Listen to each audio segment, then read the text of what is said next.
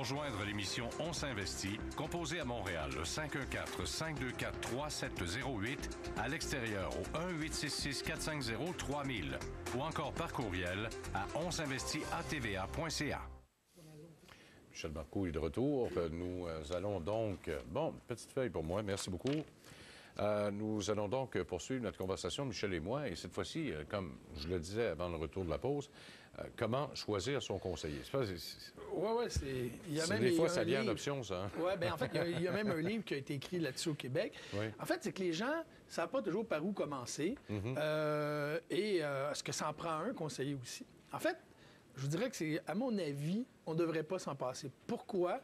Parce que, entre autres, quand vous achetez, entre autres, des fonds mutuels, par exemple, que vous alliez chez un courtier à escompte ou chez certains conseillers financiers, dont ma firme, en passant, ça ne coûte rien. Votre conseil ne vous coûte rien. Il ne faut pas oublier que vous restez toujours maître de votre portefeuille. Celui qui prend la décision finale, c'est jamais le conseiller, c'est toujours le client. Alors, pourquoi pas aller chercher une opinion indépendante qui peut vous aider et surtout, dans certains cas, tempérer vos émotions. Parce que le pire à investir à la bourse, c'est pas de trouver des bons fonds. Il y a des livres, il y a des quotidiens, il y a plein de revues spécialisées. Ça peut être assez facile de trouver un bon fonds. Ce qui est difficile, c'est de le garder ou de réagir en fonction du fonds, comment il va. Alors, comment on choisit ça? D'abord, il faut définir ses besoins. Qu'est-ce que vous voulez?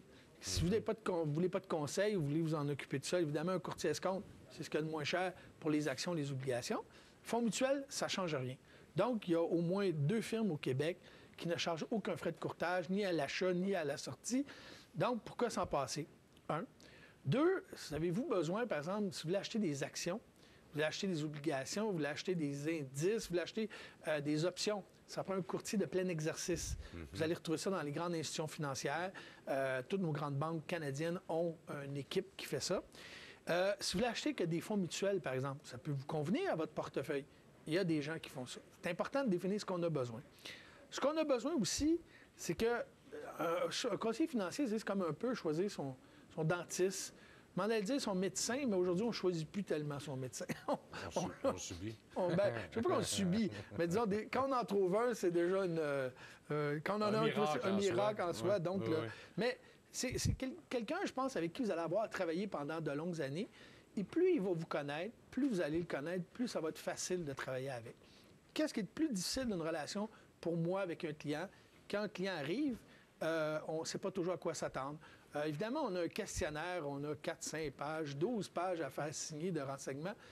Mais tout ça, ça a une valeur, mais ça ne nous dit pas comment vous êtes. Et de là, l'importance d'être très transparent avec votre conseiller. C'est-à-dire, c'est que pensez que quand vous allez chez le dentiste, si vous n'ouvrez pas la bouche, là, il ne peut pas vous aider. Non, moi, si quelqu'un me dit à peu près rien, c'est difficile. Il y en a des fois qu'on pose des questions, ils disent « Ah, ça, c'est pas de vos affaires, ça ne vous regarde pas, je ne veux pas en parler. » Mais ça peut nous aider. Vous savez, si vous valez 10 millions, puis si vous valez 10 000 il n'y a peut-être pas les mêmes produits qui sont là pour vous. Il y a des choses qu'on peut vous offrir si vous avez un gros portefeuille qui peut vous coûter moins cher. Et parlez de vos expériences passées. En principe, quand vous allez avoir une rencontre avec votre conseiller, il va vous poser beaucoup de questions. Il y a des gens, ils ouvrent un compte, ils veulent que ça se fasse au téléphone, ils n'ont pas le temps de nous voir. Dites-vous que c'est très, très difficile d'épargner.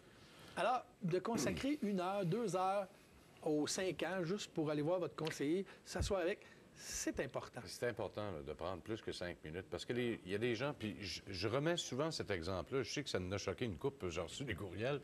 Ils vont passer plus de temps à magasiner une canne de bin pour sauver 3 cents que de passer 1 heure avec son conseiller. Oui. C'est important, là, parce que là, c'est notre avenir qu'on joue dans bien des cas. Là. Moi, le nombre de fois qu'un client dit « Ah, fais ce que tu veux dans mon portefeuille. » Non, je ne peux pas faire ce que je veux dans votre portefeuille parce que c'est pas mon portefeuille, c'est votre portefeuille. Puis des chèques en blanc, n'importe quel conseiller, c'est non. C'est non. Puis il y en a, il y a certaines gestionnaires qui peuvent le faire, mais de moins en moins. Puis c'est toujours en fonction d'un risque, en fonction de vos besoins, en fonction de votre tolérance.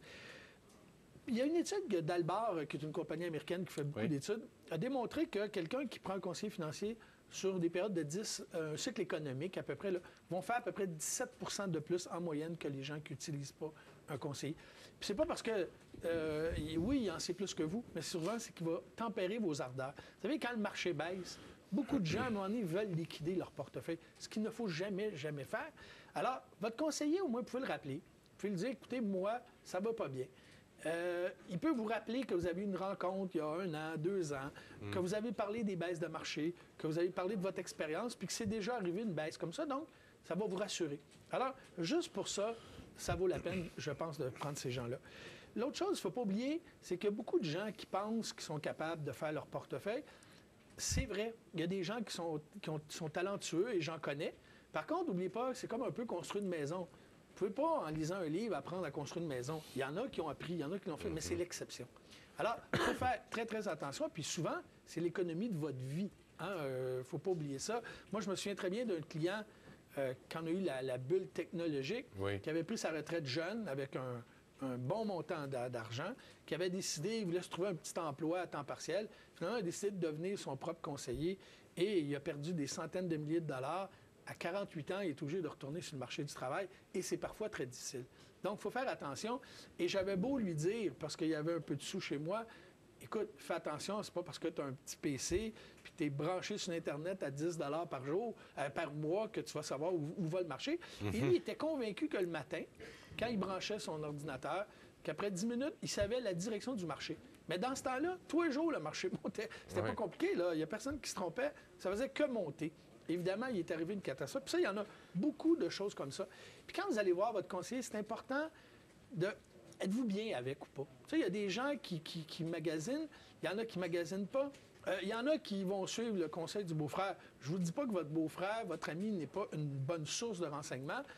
Sauf que ça ne convient pas toujours pour vous. Par exemple, si vous travaillez avec votre ami, lui a un conseiller financier qui a un portefeuille d'1 million.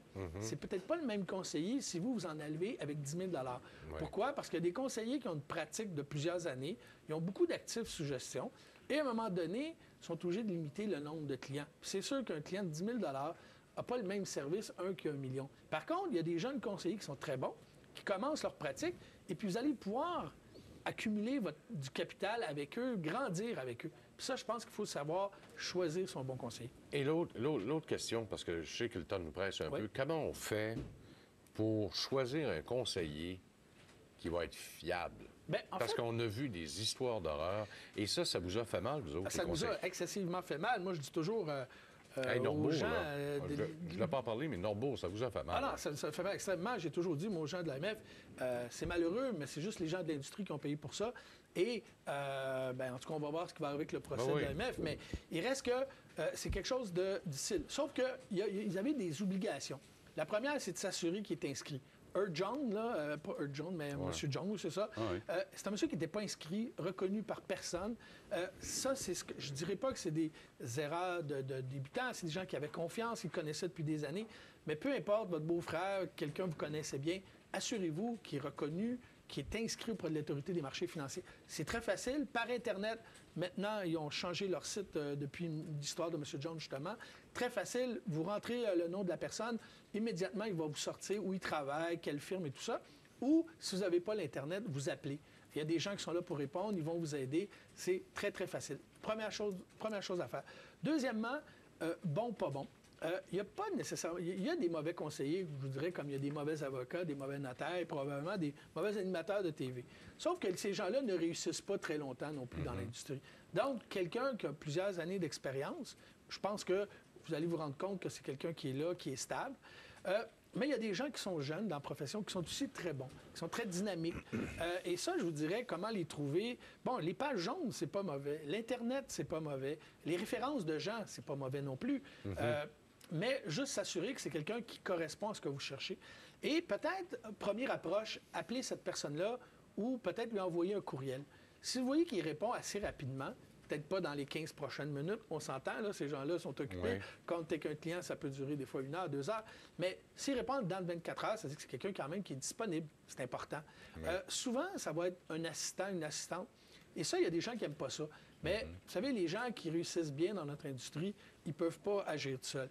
Ces gens-là travaillent en équipe, ils travaillent avec plusieurs assistants. L'important, c'est que vous ayez un bon service. Et ça, je pense que c'est primordial. Il ne peut pas toujours, le conseiller, vous rappeler lui-même. Et ça arrive souvent. Et généralement, ceux qui vous rappellent toujours eux-mêmes, qui règlent tous les problèmes eux-mêmes, c'est qu'ils n'ont pas une grosse pratique. Bon, alors, je pense que les conseils sont là. Les conseils Il sont s'agit de bien magasiner. Oui. On vous revient avec les questions.